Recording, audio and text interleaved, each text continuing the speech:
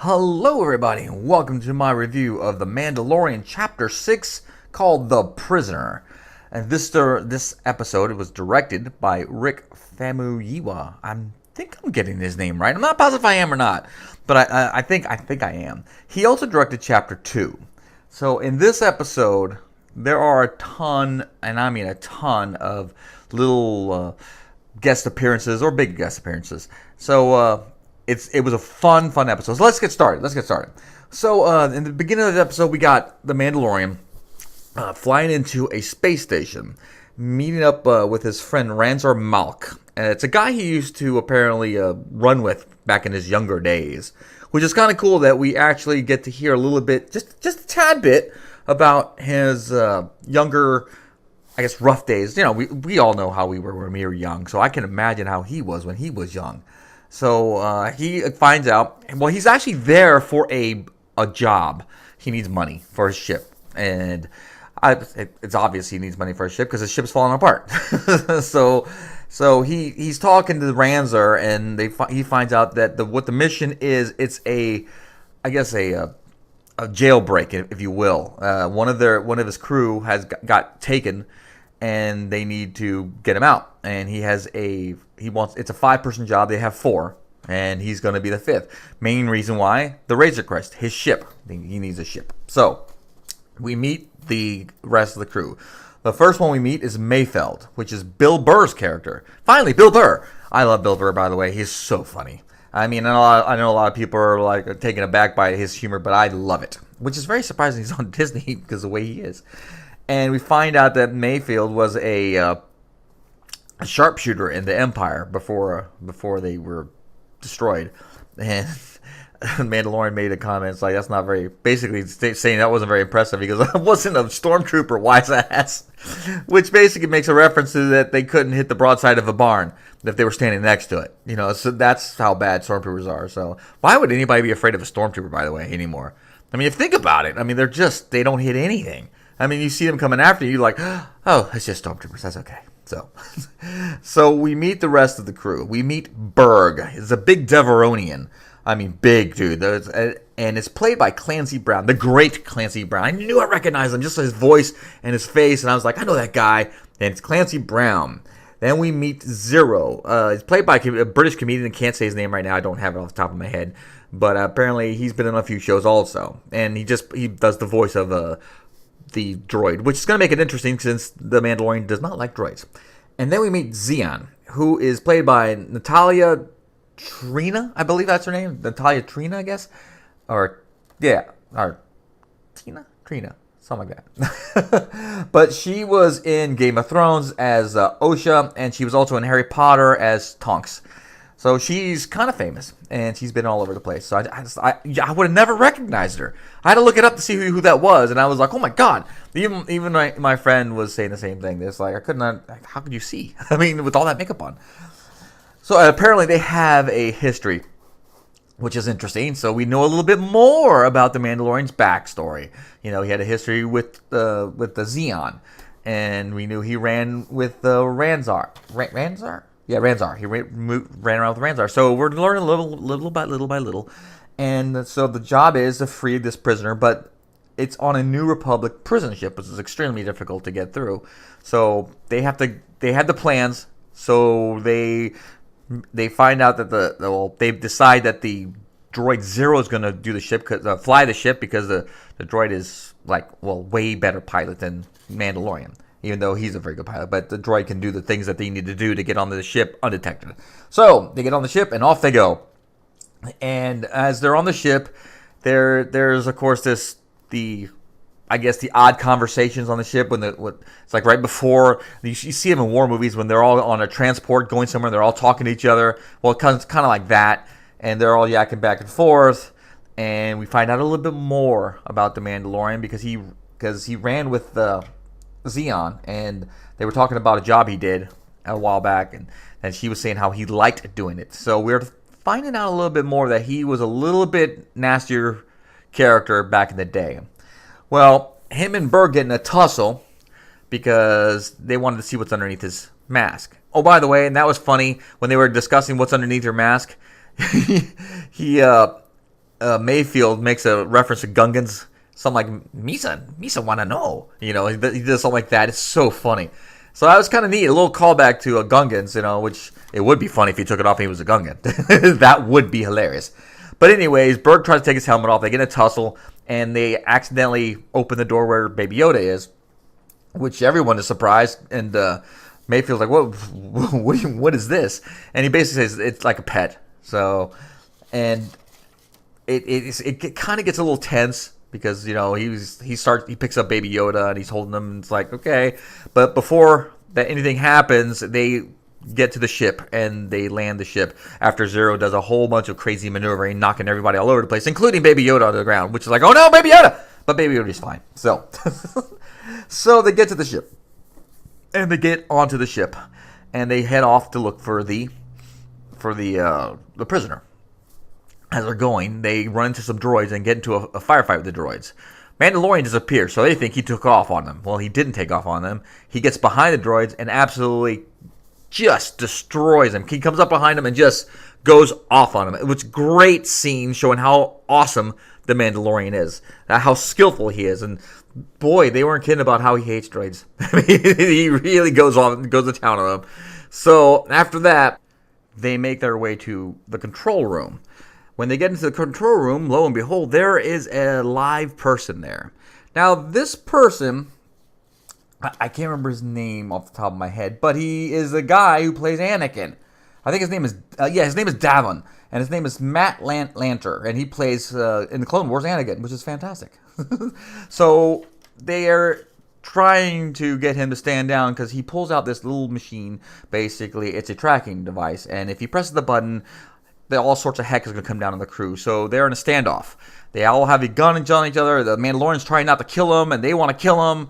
And there's an argument between on what they should do. And eventually Zeon decides, well, screw this, I'm going to kill him. And she throws her knife and kills the guy. Unfortunately, when she does, he presses the button, and now the tracker is active.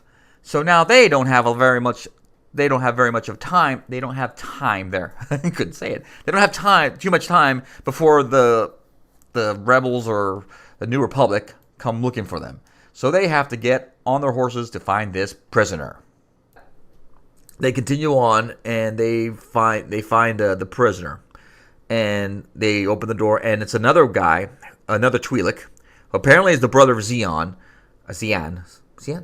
yeah, and apparently he was left behind on a job by the Mandalorians. So again, another person he ran with. And before he knows it, they shove him into the cell where the prisoner was Quinn. I'm sorry, his name is Quinn. And they lock the door behind him and leave him there. And they're like, oh, great, double cross. No, we didn't see that coming. But it doesn't take long for the Mandalorian to get free. He gets out of that jail cell pretty quickly. He gets a droid. He tears the arm off from the droid and it was able to open the door. Unfortunately for the crew, because he gets back to the control room and starts closing all the doors, and now the crew is stuck, and they have to go after him. And unfortunately, they're split. Mayfield and Quinn are together, and Zeon and Berg are together. So Berg and Zeon have to go find him, and Mayfield eventually goes to find him too. So now we have a really cool part of the show where the Mandalorian is hunting the crew, which is awesome. So the first person he runs into is Berg, and he gets the jump on him from above. He's hiding up in the rafters, and unfortunately, Berg's able to get him down, and Berg starts throwing him around all over the place. Berg's a big, strong galupa, and he's tossing him all over the place. So as they're fighting, he's able to flip him over to the door. When Berg gets up, he shuts the door, and we think, oh, just like the first episode. No, Berg's able to lift a door. But once he gets a lift, he shuts the other door, which is just crushes him. It's like, okay, well, Berg's gone. So the next person we run into is Zeon. And Zeon is walking down a hall, and then he comes up behind her, and she starts throwing her knives at him. He's blocking him. I think he catches one in the shoulder. But the fight doesn't last long. Once they're hand to hand, it's over. He's got her. And also, I forgot to mention on the ship, Zero has found out about the Mandalorian, and I'm pretty sure about Baby Yoda, about the package. And that's about the time that Baby Yoda makes his appearance to Zero. And Zero starts going after Baby Yoda. Now, the whole time while he's hunting these people, Zero's trying to find Baby Yoda. And Baby Yoda's playing hide and seek with Zero. Who knew Baby Yoda had ninja skills that can hide like that? I didn't know, but he did. So all this stuff while the Mandalorian's hunting these guys, that's going on in the ship. So, now we get to Mayfield. Mayfield is going down the hall, and it's all like red, and it's dark, and it's like flashing. And you see behind him in the distance the Mandalorian. And then when it flashes again, he's gone. Flashes again, there he is. It's basically like a horror movie. Like the monster is getting closer and closer and closer. It's fantastic. And then when he turns around, he's not there. But then all of a sudden, you get from the front view of Mayfield, and there he is behind him. And he gets Mayfield. So he gets all three of them. So now we get to Quinn. Quinn's getting ready to go into the ship, and Mandalorian confronts him. Quinn's not stupid, so he gives himself up, knowing that you can't kill me, otherwise you're not going to get the money. So you have to sit there and, take me in, buddy. Sorry. So that's what happens. So Mandalorian gets him. Now we're back on the ship. Zero's hunting Baby Yoda, and he finds Baby Yoda. Baby Yoda sits there and starts looking like he's doing to his force power. I don't know what he's going to do. And Zero aims to shoot him, and all of a sudden he gets shot.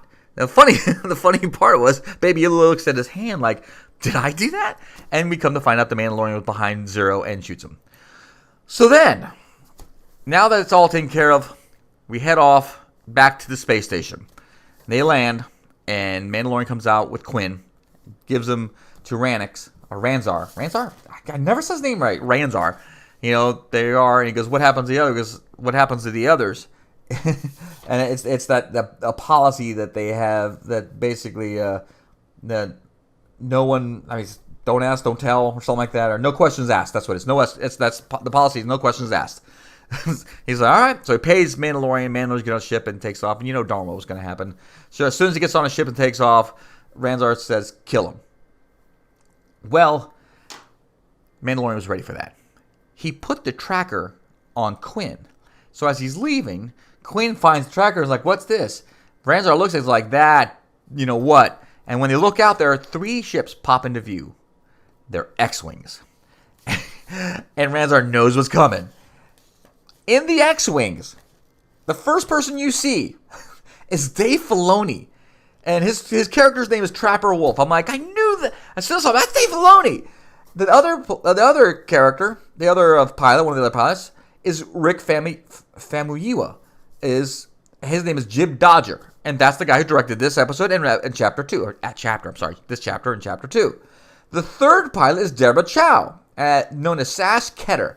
So that is really cool. But they have 3 directors of the show as the X-Wing fighters, X-Wing pilots. And of course, when Quinn's like, "Are those X-Wings?" And yeah, they are. And they open up. They open up on the space station. Yay! Bye bye space station. And we get back to Mandalorian. He looks over to Baby Yoda and he's like, and he basically is like, "I told you this wasn't a good idea," and which was really funny when he tells Baby Yoda that. It's like they had a conversation about it, and he gives him that little ball that was on the lever, and so he can play with it, which is a really cute little moment. And then we go to the prison transport, and lo and behold, he did not kill them. There they are in the prison. It's like all of them, and I couldn't believe Berg was there. I thought Berg was crushed, but there he was. So he didn't kill him, and that's where we end the story. So what did I think?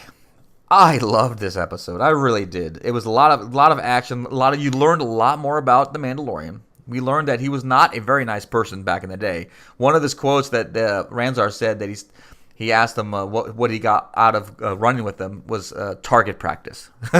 So yeah, he definitely was not a nice person. Somebody you really didn't want to run into, and you don't want to run into him now. Because just watching what he did to those robots on the ship was incredible. It was just awesome, just seeing him tear through them and watching how he took care of the crew without killing them and put them to. That's a lot of skill. That dude has a lot of skill. So he can take on, as you saw, big brutes.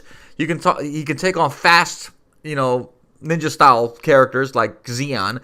He can take on the sharpshooter crew leaders like Mayfield, and he's just awesome. This episode really showed the skill level of the Mandalorian, which I really, really liked.